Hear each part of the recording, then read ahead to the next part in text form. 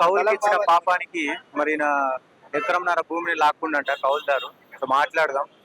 ఏం సమస్య మీది? అన్న నా సమస్య ఇదే సార్, ప్రాబ్లంలో ఉన్నా కాబట్టి నిన్ను వచ్చినందుకు లేట్ అయినందుకు తప్పులు తీస్తా ఉన్నారు. ఈ తప్పుల కొరకే నన్ను సర్కల్ షాప్ దగ్గర కూడా పోతున్నాను రేపు. ఆయన కూడా సాయం చేస్తున్నాడు సర్కల్ షాప్ ఇన్స్పెక్టర్ గారు. మరి నేను ఇంతకుముందు హోంగార్డ్గా చేసుకుంటా ఇక్కడ లేట్ అయినందుకు ఇబ్రాంపూర్ పోనందుకే ఈ తప్పులు జరిగినాయని ఎంఆర్ఓ గారు కూడా అంటున్నారు. మరి అక్కడ ఉండి ఇక్కడ భూమి పెట్టుకొని అక్కడ ఎందుకున్నామని నా తప్పులు జరుగుతున్నాయి కాబట్టి అయింది, తప్పులు జరిగినాయి. నాకు కొద్దిగా గొప్పగా అమౌంట్ ఇప్పిస్తే నేను భూమి ఇల్లు తలం కొంటాను. ఇల్లు తలం కొనడానికి డబ్బులు కావాలి, ఎవరు పుణ్యానికి ఇయ్యరు తలాలు, ఇంటి స్థలాలు. కాబట్టి ఇంతలో నా ఇంట్లో ఇల్లు కట్టినందుకు ఆ ఇల్లు తీసుకున్నా ఆ ఇంటి మీద అమౌంట్ కొంచెమైనా కొద్దిగా నువ్వు ఇస్తే నేను పక్కకు తలం చూసుకొని ఇల్లు కట్టుకొని అక్కడ నివాసం చేస్తాను, నా పొలం నేను చూసుకుంటాను అనే ఒక ఆశతో ఉన్నా. ఇప్పటికి కూడా ఎన్ని ఎకరాల భూమి? ఒక ఎకరం తీసుకుంటా ఉంది కాబట్టి ఒక ఎకరం తీసుకుంటాకు మన కలెక్టర్ గారు కూడా రాశారు. ఆయన కూడా అక్కడ ఉండిపో ఊర్లా మేము ఎంక్వైరీ చేసి ఇప్పిస్తామని అంటున్నారు. అది భూదానం కింద భూమి, భూదానం కింద భూమి కాబట్టి ఒకప్పుడు 50 years ముందు ఇచ్చినటువంటిది. అప్పుడు ఆ ఇంద్రమ్మ పరిపాలనలో ఆ భూమిని ఇప్పుడు వీళ్ళు లాక్కున్నారు. కాపులు అంటే వాళ్ళు రెడ్డిలు ఈ సపోర్ట్ చేస్తున్నారు. ఆ భూమి నీ పేరు మీద ఉండేనా? మొదట నా పేరు మీద ఉంది, పానకర్ కూడా నా పేరు మీద ఉన్నది. ఇప్పుడు కూడా తెచ్చాను పానకర్, ఎంఆర్ఓ ఆఫీస్ నుంచి కూడా ఉంది ఆల్రెడీగా. నా భూమి నాకు కావాలి, అధికారం ఉంది, అడుగుతున్నాను. కాబట్టి పోయింది నేను లేనందుకు అక్కడ స్థానికంగా ఉండలేక జీవనోపాధి కొరకు హైదరాబాద్ వచ్చినందుకే ఈ సంఘటన జరిగినాయి అక్కడ. ఇక ఇంతకు మించి ఇంకేం లేదు, తప్పు చేసేది గివే తప్పులు నావి. నేను పోయినందుకు అక్కడ ఆయన ఆక్రమించినందుకు నీ తప్పులు ఉన్నాయని చెప్పి నన్ను తీస్తున్నారు ఇప్పుడు తప్పులు. కాబట్టి తప్పులు జరిగినాయి కాబట్టి మీరు సవరించి మళ్ళీ దాన్ని సరి అయిన మార్గంలో కనిపెట్టి ఆ తప్పులు చేసినందుకు దాంట్లో ఇంతలో నాకు సాయం చేపిస్తే నేను ఆ జీవనోపాధి జరుగుతుంది. నా కొడుకు కూడా లేడు ఇప్పుడు, నా కొడుకు కూడా చనిపోయిండు, ఒక కొడుకుండే. మరి మా భార్య కూడా లేదు, చనిపోయింది. అయితే ఇప్పుడు మిగతా ఒక బిడ్డ ఉంది, పెళ్లి చేసి ఇచ్చిన. అయితే ఇప్పుడు పరిస్థితి నాది, నేను పెట్టేవాళ్ళు కూడా లేరు నాకు. మళ్ళీ హోంగార్డ్ చేసిన అమౌంట్ కూడా రాలేదు. అందులో హోంగార్డ్ కూడా 35 ఏళ్ళు చేసిన. ప్రజావాణి లోపలికి పోయిన లోపలికి పోలేదు. ఇంతకు ముందు పోయినా 10 సార్లు వచ్చిన, ఒక 12 సార్లు వరకు వస్తున్నా. ఏమంటారు మరి? హెల్ప్ చేపిస్తాను రేవంత్ రెడ్డి గారు కూడా తీసుకున్నారు, ఫోన్ నంబర్ తీసుకున్నారు. మరి హెల్ప్ చేపిస్తామని అంటున్నారు. వాగ్దానం వస్తూనే ఉన్నది, చేస్తా ఉన్నారు. మీకు న్యాయం జరుగుతుంది, నిజంగా మీకు న్యాయం జరుగుతుంది అని అనుకుంటారా? అంటే చేసిందంతా కేసీఆర్ పరిపాలనలో జరిగింది నష్టపరిహారం. అది గతంలో మీకు బీఆర్ఎస్ ప్రభుత్వం నుంచి ఏమైనా గుంజుకుర్రా? బీఆర్ఎస్ ప్రభుత్వమే ఇప్పుడు ఆయన ఉన్నది, సర్పంచ్ అయింది ఆయననే లాక్కున్నాడు నా భూమిని, ఆయననే చేస్తున్నాడు. ఇదంతా కేసీఆర్ శిష్యుడే ఆయన కాబట్టి పనులు చేసి చూపిస్తున్నాడు, కేసీఆర్ చూపిస్తున్నాడు. ఇవన్నీ మైండ్ లో ఉన్నాయి కానీ చెప్పకూడదని చెప్తలేను, ఇప్పుడు కూడా చెప్తా ఉన్నా. గట్టిగా నేను కేసీఆర్ వల్లనే నేను నష్టపోయినా. ఆయన కేసీఆర్ 16 స్టాంపులు కూడా వేసాడు. మళ్ళీ ఇల్లు కాలిపోయింది, నష్టము, కాగితాలు కాలిపోయినాయి, నష్టపరిహారం ఏం నష్టం ఏం జరగలేదు, ఏం సాయం చేయలేదు. కేసీఆర్ కూడా పరిపాలన నుంచి 10 ఏళ్ల నుంచి ఇస్తాను ఉన్నా, 10 ఏళ్ల నుంచి స్టాంపులు ఉన్నాయి, ఇప్పుడు కూడా ఉన్నాయి కాగితాలు. కాబట్టి ఇంతవరకు కూడా సాయం చేయలేదు. కానీ ఈ రోజుల కేసీఆర్ ని బదాన్ని ఎదుకులేపాలి అని చెప్పేసి నేను ఊరుకుంటున్నా. కాబట్టి నాకు కూడా మస్తుగానే ఉన్నాయి చెప్పాలంటే ఆయన మీద. కాబట్టి ఇప్పుడు ప్రస్తుతానికి కాంగ్రెస్ వాళ్ళు ఏమైనా హామీ ఇస్తున్నారు? నాకు సాయం చేస్తానని ఖచ్చితంగా 100% హోప్ ఉంది.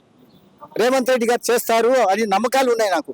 ఎందుకంటే నేను ఎక్కడున్నా కూడా ఆయన సాయం చేపిస్తాను. ఎందుకంటే హోంగార్డ్ చేసినోడు, భూమి పోయింది, ఇల్లు పోయింది, అన్నింటిలో నష్టపోయాడు, భార్య చనిపోయింది, మళ్ళీ కొడుకు చనిపోయాడు. ఈయనకు అన్నం పెట్టే వాళ్ళు ఎవరు ఉన్నారు దిక్కు? మళ్ళీ వాళ్ళు ఉన్న పొలం పెద్దలు సంపాదించిన పొలం పోగొట్టుకున్నాడు, ఇల్లు పోగొట్టుకున్నాడు, పెద్దలు సంపాదించింది. ఈ రోజు ఆయన ఆస్తిని వేరే వాళ్ళు లాక్కున్నారు. మళ్ళీ ఆయన ఎక్కడ బతకాలి, ఏం జీవనోపాధి చేయాలి, ఆయనకి ఎవరు పెట్టాలి అన్నము? ఈ రోజు పుణ్యానికి ఎవరైనా పెడతారా? ముద్ద అన్నము 10 రూపాయలు, ఒక 1000 రూపాయలు ఇవ్వమంటే ఇస్తారు ఎవరన్నా? ఇవ్వరు. అటుపోయేటోడు కూడా అనుకోడు, ఏమైందా మంచిగున్నావు కదా అంటారు. ఇటువంటి పరిస్థితి నాకెందుకు? నాకున్నాగా పెద్దలు సంపాదించిన ఆస్తి ఉన్నాగా నేను ఎందుకు అడుకోవాలి? అది ఎవరైతే మీ భూమి గుంజుకోరో మరి నువ్వు ఆయనతో ఫైట్ చేస్తే ఆయననే ఫైట్ చేస్తున్నాడు.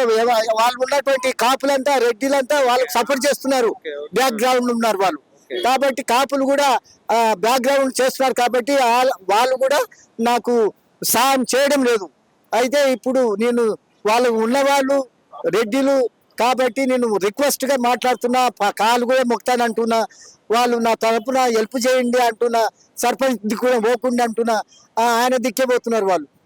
వాళ్ళకు లంచం తిన్నారు కాబట్టి అది జరుగుతూ ఉన్నది కాబట్టి వాళ్ళ దిక్కు మాట్లాడతారు. ఈ రోజులో పుకల్లో ఎవరైతే బోరు సపోర్ట్ చేయరు. అది ఉంది అక్కడ మా మెయిన్ పాయింట్. కాబట్టి ఈ విధంగా జరుగుతూ ఉన్నది. నా పరిస్థితి అంతా అందకలంగా ఉన్నది. రేవంత్ రెడ్డి గారు 100% హెల్ప్ చేస్తానని చెప్తున్నాడు.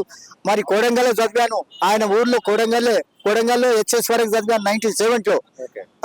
ఇప్పుడు కూడా ఆయనకు చెప్పాను ఇంతకుముందు వచ్చి కూడా, నేను చదివిన మనిషినే, నేను హోంగార్డ్లో అన్యాయం చేసిండు, హోంగార్డ్లో కూడా ఒక పైసా లేదు, మరి ఇంట్లో ఊర్లో పొలం పోగొట్టుకున్నాను, ఇక్కడ హోంగార్డ్ చేసినందుకే అక్కడ పొలం పోయింది, మళ్ళీ నా ఇల్లు తలం పోయింది, మరి నా బతుకంతా ఏం కావాలి, నాకు భార్య చనిపోయింది, నా కొడుకు చనిపోయిండు, నేను నాకు తిండి ఎవరు పెట్టాలి, అడుకొని తినాలా నేను అని చెప్పేసి కూడా రేవంత్ రెడ్డికి విన్నవించాను. ఈ విషయం రిక్వెస్ట్ చేశాను.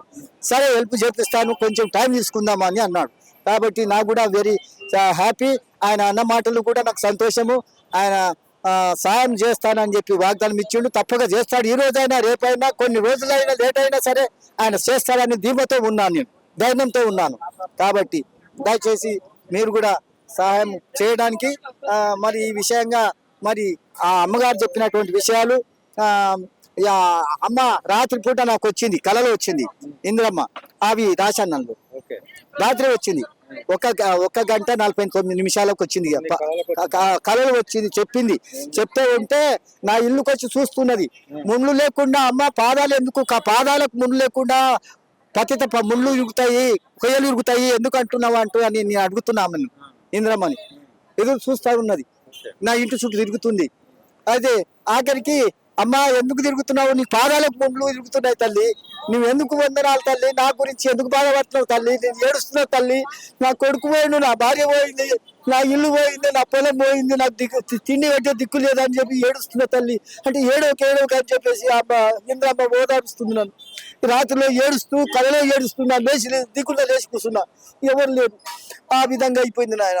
ఇక్కడనే శ్యామలకుంటలనే ఈ కళ వచ్చింది, రాసి పెట్టిన. ఆమె ఇబ్రాహింపూర్ వచ్చి ఆమె నా ఇంటి చుట్టూ ప్రదర్శన చేసి చూస్తా ఉన్నది. ముళ్ళు కాళ్ళకు ముందుకుతాయని చెప్తా ఉన్నా. అమ్మ ఎందుకు బాధపడతావు, సస్తే కానీ నువ్వు నా గురించి బాధపడతామా అని చెప్పి కూడా ఆమె చెప్తుంటే ఏడోకు అంటుంది ఇందిరమ్మ. కాబట్టి నీకు న్యాయం జరగాలని కోరుకుందాం. ఇందిరమ్మ పాలన ఇది, ప్రజా పాలన ఇది జరగాలని కోరుకుందాం. ఇందిరమ్మ పాలన ప్రజాపాలన లోపల మన గృహ పథకాలు అప్పుడు ఉన్నప్పుడు గృహ పథకాలు తీశారు. ఇందిరమ్మ గృహ పథకాలని అప్పుడు తీశారు, ఇప్పుడేమో గృహ పథకాలు లేకుండా తీశారు ఈ మధ్యలో. మరి ఈ విధంగా పరిస్థితి అయిపోయింది. మరి అని చెప్పేసి కూడా గృహ పథకాలు కూడా రాశాను ఇందులో. మరి తల్లి ఆమె ఇందిరమ్మ తల్లి మాకు సాయం చేస్తానని చెప్పి కూడా ఆమె కళలో వచ్చి చెప్పడం జరిగింది రాత్రి. అంటే నేను ఎంత గొప్పగా 76 ఇయర్స్. మరి పెన్షన్ వస్తలే. అంబేద్కర్ ఇక్కడ ట్యాంక్ బండి దగ్గర కూడా వచ్చిపోయింది 1978లో. ఆమె పూలు వేసిపోయింది దర్గా దగ్గర. ఇక్కడ అదే బీబీఆర్ మిల్ దగ్గర, అక్కడ దర్గా దగ్గర పూలు వేసినప్పుడు నన్ను చూసింది కూడా 1978లో. నేను గుర్తించాను. అదే జ్ఞాపకము నాకు ఇప్పుడు వచ్చింది కళలో. మంచి జరగాలని కోరుకుందాం, నీకు న్యాయం జరగాలని కోరుకుందాం.